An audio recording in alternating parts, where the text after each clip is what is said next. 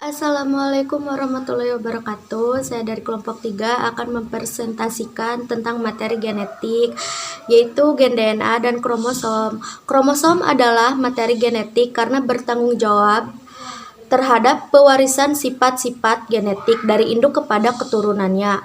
Materi genetik tersebut terdapat di berbagai sel seluruh tubuh, misalnya pada sel-sel, sel tulang, sel gamet, dan lain-lain. Tepatnya, materi genetika tersebut berada di dalam nukleus. Peranan materi genetik tersebut adalah mengatur pewarisan sifat kepada keturunannya, misalnya mengatur bentuk rambut, warna kulit, susunan darah, dan lain-lain. Penurunan sifat genetik dari orang tua ke anaknya. Analisis secara kimiawi dari sel menunjukkan bahwa di dalam sel terdapat senyawa-senyawa organik seperti karbohidrat, lemak, protein, dan nukleat. Asam nukleat ini terdapat di dalam nukleoplasma. Nukleoplasma adalah substansi cair yang terdapat di dalam nukleus, yaitu yang disebut dengan inti sel. Dari berbagai macam-macam nukleat yang ada hubungannya dengan hereditas. Ada dua, yaitu DNA dan RNA. DNA dan RNA bertanggung jawab membentuk protein serta mengontrol sifat-sifat keturunan. DNA merupakan komponen penyusun gen. DNA banyak terdapat di dalam inti sel, sedikit terdapat di mitokondria dan kloroplas. Gen yang disebut sebagai faktor tertentu dapat diketahui struktur kimianya adalah DNA. Nah, yaitu ada lagi gen-gen yang terdapat pada kromosom masing-masing mempunyai tugas khusus dengan waktu yang khusus pula. Ada gen yang aktif pada masa embrio, ada yang aktif di masa kanak-kanak, dan ada pula yang aktif setelah dewasa. Di sini saya akan melanjutkan presentasi dari teman saya yang berjudul gen. Jadi gen pertama kali diperkenalkan oleh Thomas Holt Morgan, ahli genetika dan embriologi Amerika Serikat sejak 1911, yang mengatakan bahwa substitusi hereditas yang dinamakan gen terdapat dalam lokus di dalam kromosom. Gen merupakan unit terkecil dari suatu makhluk hidup yang mengandung substansi hereditas terdapat di dalam lokus gen.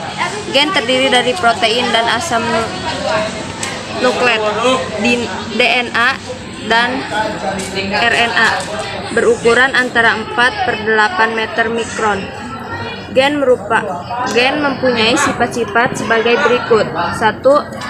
Mengandung informasi genetika. Tiap gen mempunyai tugas dan fungsi berbeda. Pada waktu pembelahan, mitosis dan meiosis dapat mengadakan duplikasi. 4. Ditentukan oleh suasana kombinasi basa nitrogen. 5. Sebagai jarah yang terdapat dalam kromosom.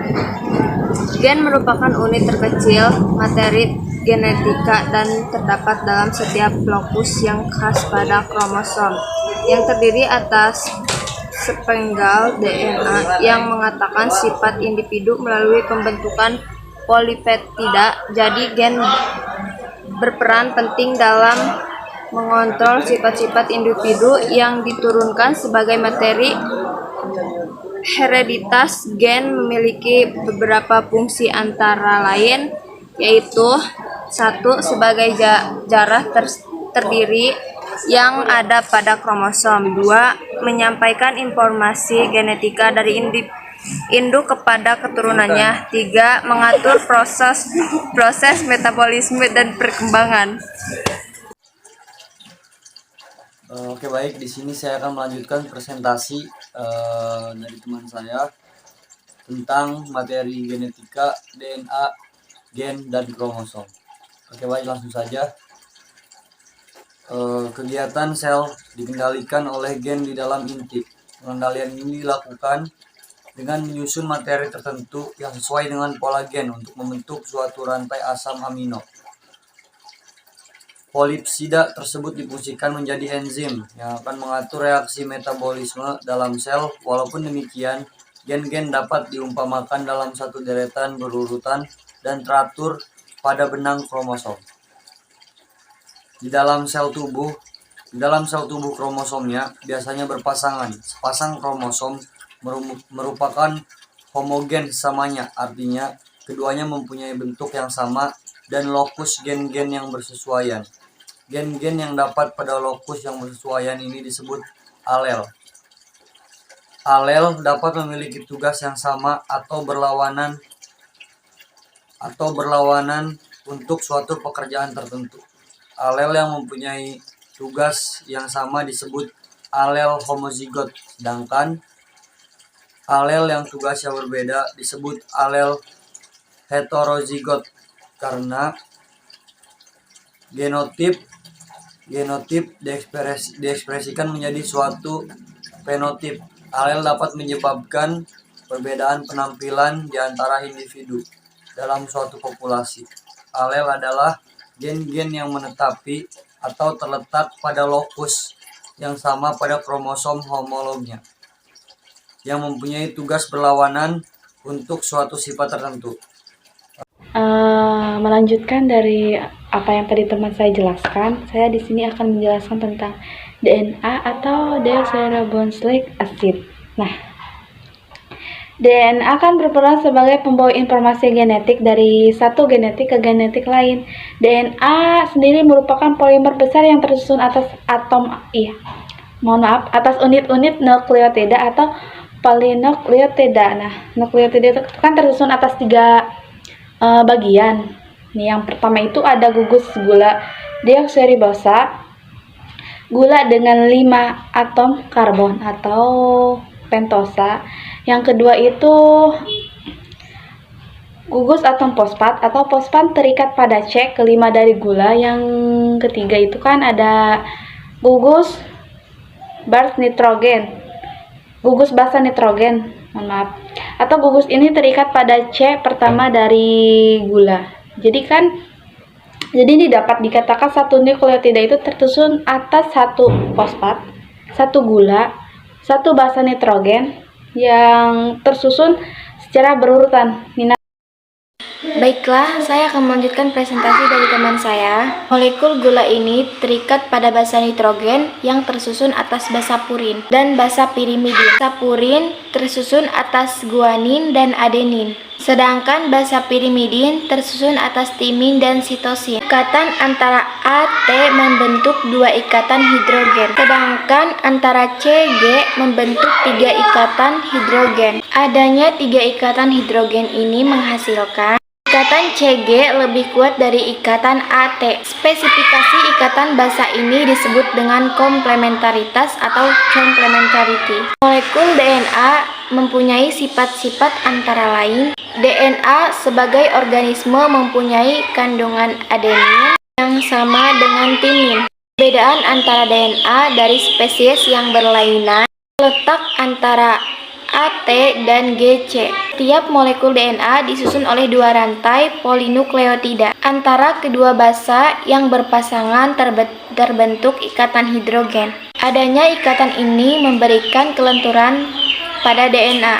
DNA merupakan struktur yang aktif melakukan fungsi biologi. DNA memiliki kemampuan untuk bereplikasi, yaitu membentuk DNA baru yang sama persis dengan DNA asal. Terdapat 3 hipotesis replikasi DNA, yaitu replikasi konservatif, semi-konservatif, dan dispersif. Faktor yang dibutuhkan untuk replikasi DNA: polimerasi DNA berfungsi mempolimerisasi nukleotida. Ligase DNA berperan menyambung DNA. Kimase DNA untuk memulai polimerisasi DNA pada lagging strand. Helikase DNA membuka jalinan DNA double helix. Di sini saya akan melanjutkan presentasi dari teman saya,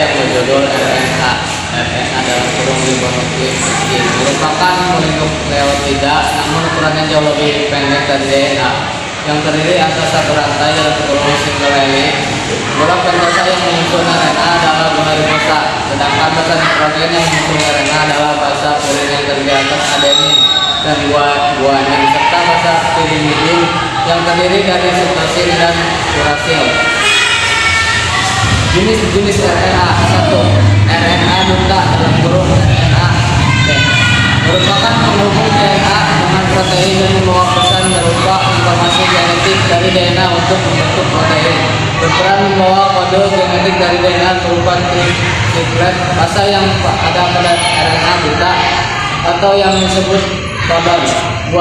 RNA ribosom dalam kurung RNAR merupakan RNA terbanyak, sekitar 83% dari RNA yang dikandung oleh suatu sel. Banyak terdapat di alam ribosom dan berperan sebagai tempat pembentukan protein. 3. RNA transfer yaitu RNA-T berperan menerjemahkan kode yang terdapat pada RNA D menjadi suatu jenis asam amino serta mengangkut asam amino ke permukaan ribosom pada saat translasi. Jadi di sini saya akan melanjutkan presentasi dari teman saya tadi, yaitu tentang kromosom. Jadi kromosom adalah segala aktivitas sel yang diatur oleh inti sel atau nukleus. Pada saat sel aktif melakukan metabolisme, di dalam nukleus terdapat benang-benang halus seperti jala yang dapat menyerap warna. Jadi benang-benang halus ini warna dan tin adalah badan. Jika sel akan membelah, benang kromatin menebal dan memendek. Jadi akan lebih memudahkan menyerap zat warna sehingga dapat dilihat dengan mikroskop. Kromosom juga tersusun atas DNA yang berkondensasi bersama. Jadi sebelum sel membelah, molekul DNA dari setiap kromosom berduplikasi sehingga terbentuk lengan kromosom ganda yang disebut kromatid. Sel kelamin, sel sperma atau sel telur hanya memiliki satu kromosom kelamin atau gonosom, sehingga sel kelamin dari betina hanya memiliki. Tetapi adapun sel kelamin jantan memiliki gonosom X atau Y yang akan menentukan jenis kelamin individu setelah terjadi fertilisasi. Yang A yaitu penggolongan kromosom. Jadi penggolongan kromosom ini juga terbagi menjadi dua. Yang pertama yaitu berdasarkan jenisnya. Kromosom dibedakan atas kromosom badan atau autosom dan kromosom kelamin atau kromosom seks gonosom. Jadi di dalam sel tubuh terdapat sepasang kromosom atau diploid 2N. Sepasang kromosom ini berasal dari induk betina ovum dan induk jantan sperma. Jadi masing-masing kromosom induk berjumlah N kromosom. Jadi kromosom yang berpasang tersebut disebut kromosom homolog. Kromosom homolog ini adalah kromosom yang mempunyai struktur yang sama atau mempunyai lokus-lokus alel yang sama. Jadi dalam sel tubuh manusia terdapat 23 macam kromosom homolog.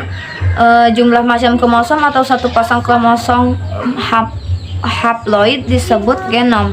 Bagaimanakah cara penulisan rumus kromosom pada makhluk hidup? Terbagi menjadi dua, yaitu pada manusia terdapat 46 kromosom. Maka ditulis pada sel tubuh 46 buah sama dengan 23 pasang. Pada wanita 22A plus XX.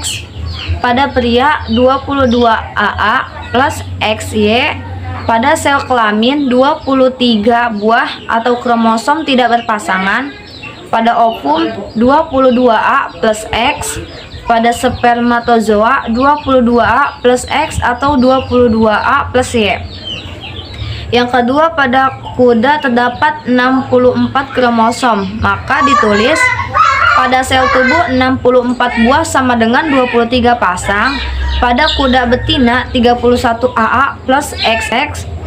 Pada kuda jantan 31AA plus XY. Pada sel kelamin 32 buah atau kromosom tidak berpasangan. Pada ovum 31A plus X. Dan pada spermatozoa 31A plus X atau 31A plus Y. Yang kedua yaitu berdasarkan letak sentromer.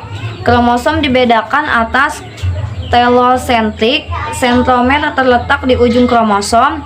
Akrosentrik di dekat ujung kromosom.